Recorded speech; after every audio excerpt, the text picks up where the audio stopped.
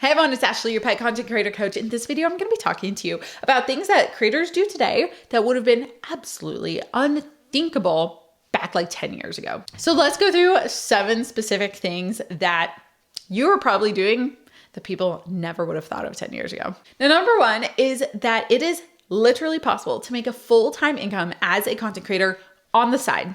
Now, as a coach for pet content creators, I am literally a full-time earner as a pet influencer of my cats.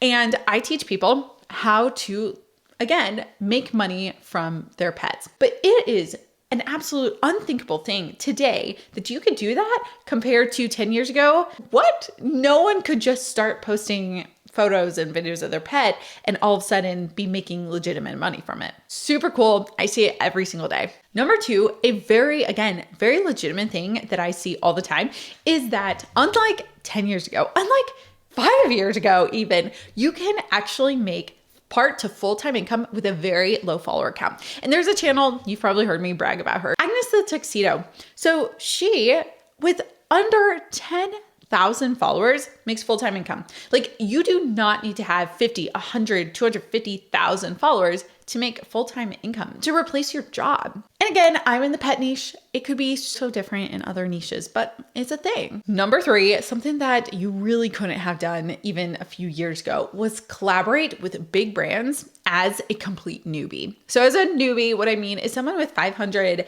1,500, 5,000 followers, someone who has a very low follower count, but you have the opportunity to collaborate with Amazon, Walmart, PetSmart. Like, it's really cool these days what you can do because the creator industry is now becoming so robust and it has now pretty much adjusted to this huge growth of creators. But with that in mind, and with everything that we've talked about so far in mind, the 4th thing that is really interesting nowadays compared to, again, a decade ago, and this is recent, this is actually really recent, is the fact that so many people and brands and social media managers and people are so focused more on engagement compared to likes. So I know, let's think back 10 years ago, where on your Instagram, it was 2014, and on your Twitter or on your Instagram, you post a photo and you get 28 likes and you're like, damn, I'm popular. Okay. So people cared about likes. It was all about the likes. People didn't care so much about shares or comments, right? It was all about the likes. And that's what got people addicted to it. But unfortunately, nowadays, likes actually don't matter anymore. So yes, it matters on like a small level, but what matters now is engagement, is how many comments you get, how many shares you get, how many people send your video or your photo via DM or send it via text to their friend or something like that. That's what's more important nowadays. That was unheard of back even 5 years ago. But talking about the number 5, let's go into number 5, which is the fact that nowadays you actually don't grow when it comes to utilizing hashtags. So it wasn't too long ago when hashtags were everything. I don't know, depending on how long you've been a content creator. Maybe you remember the days when it was commonplace to use like 30 hashtags per post.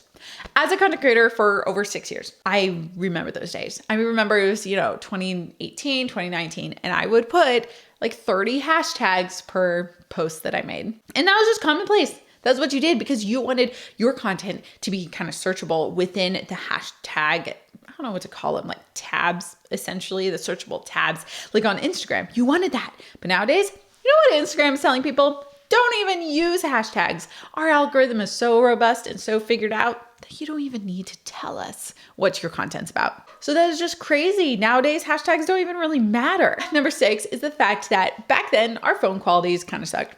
I mean, it is what it is. Technology continues to improve. But nowadays, people can literally put their phone on a tripod and film and edit their content on their phone. It was not 4 years ago, like 4 years ago, that every video piece of content I had to, if I filmed it on my phone or even on my camera, upload it into my computer, edit it on, let's see, I use DaVinci Resolve, for example, edit it on the app, schedule it or upload it or transfer it to my phone. My gosh, like things have changed so much, which is awesome. Like It has changed for the better. We have the computer in our hands, in our pockets with our phones. And the seventh thing that really has been a huge difference, a huge change, is the fact that over the past few years, there have been the opportunity to go hyper viral overnight. I mean, when I mean overnight, I mean within a day, within days. You can go from, 10 followers to 10,000 followers like that. Compared to, I just keep thinking about like 2018 to 2020 era, where it took 2 years to get 1,000 subscribers on YouTube. It took a year of consistent posting just to get like 1,000 followers on Instagram. That's, my gosh, like so drastically different than what it is today. So anyway, I hope you can totally relate with this, but it hopefully gives you a little bit of an idea that things are ever evolving and ever changing, and that you need to also be aware that the content that you post, the stuff that you do, also needs to continue to evolve and continue to change as everything else changes. Now, if you are a new creator, if you're someone who's learning about content creation and you want to grow and everything, go down in the description of this video, get your free ebook, your free 2-day course, and I'm going to personally help you get started on the right foot as a influencer of any niche. And truly, I tell some of my best secrets in those resources. So go check that out, and I'll see you all in the next video.